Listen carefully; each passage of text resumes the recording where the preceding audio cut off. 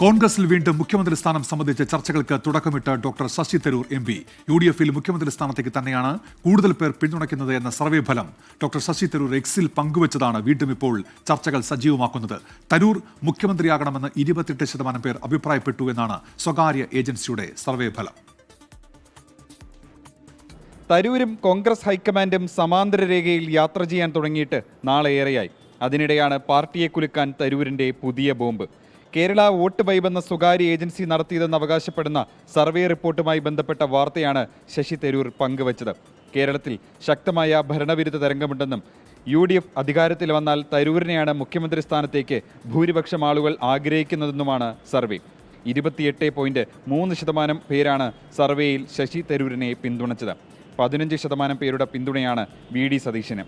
കോൺഗ്രസിൽ മുഖ്യമന്ത്രിയാകാൻ എല്ലാവർക്കും യോഗ്യതയുണ്ടെന്ന് KPCC president.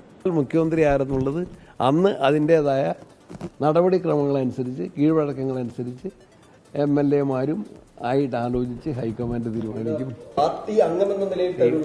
ആരാണ് അയോഗ്യൻ?